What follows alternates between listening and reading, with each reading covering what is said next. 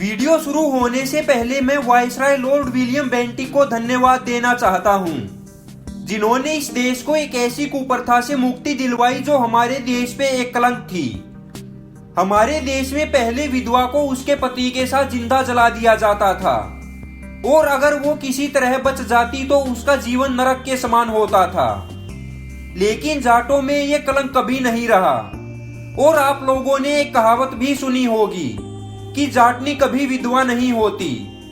आखिर इसका क्या मतलब है और ये कहावत क्यों बोली जाती है? मैं आपको इसके पीछे छुपी दो वास्तविक कहानी दो अलग अलग वीडियो में उदाहरण देकर बताऊंगा। ये वाली घटना जिला सोनीपत के गांव कथूरा की एक सच्ची घटना है, जो आज से तकरीबन 75 से 80 साल पहले घटित हुई थी। आप लोग भली भांति जानते ही होंगे कि पहले छोटी उम्र में ही शादी करा दी जाती थी। तब कथूरा गांव के एक नरवाल गोत के जाट की शादी लाट गांव की एक ढोचक गोत की जाटनी के साथ हुई, लेकिन दोनों की उम्र नहीं थी। तो परंपरा के अनुसार शादी होने के बाद लड़की को वापस उसके घर भेज दिया गया ताकि बालिग होने के बाद उसको वापस लाया जा सके।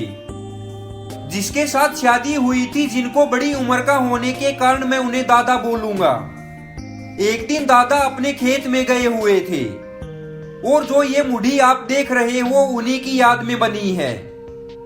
यहीं तब एक विषैले सांप ने उन्हें डस लिया।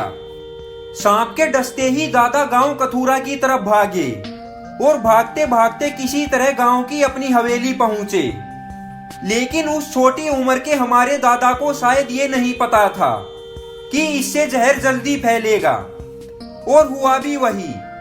मात्र आधे घंटे के आसपास वो तकरीबन अंधे हो गए और उस समय सांप के कांटे का कोई इलाज नहीं था, तो वो जल्दी ही अपने शरीर को छोड़कर चले गए।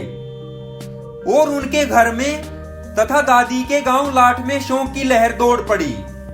कुछ दिन बाद ही परंपरा के अनुसार दोनों परिवार एक साथ बैठे और मरने वाले दादा के छोटे भाई के साथ ही दादी को उस दूसरे दादा के नाम का लत्ता उठा के दोनों की शादी कर दी।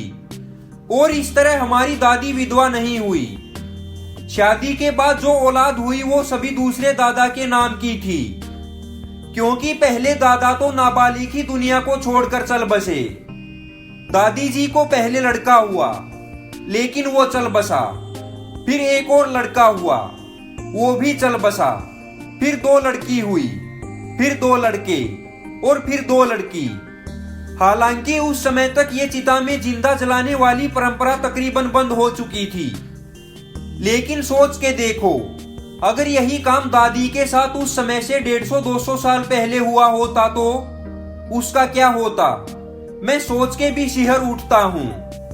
इस घिनौनी प्रथा से जाट सदियों से दूर रहे हैं और ये कहावत चली आ रही है कि जाटनी कभी विधवा नहीं होती। यदि आपको ये वीडियो अच्छी लगी हो तो सर छोटू राम के चैनल को सब्सक्राइब कीजिए और बेल आइकन पर क्लिक करें ताकि आपको लेटेस्ट वीडियो की नोटिफिकेशन मिलती रहे।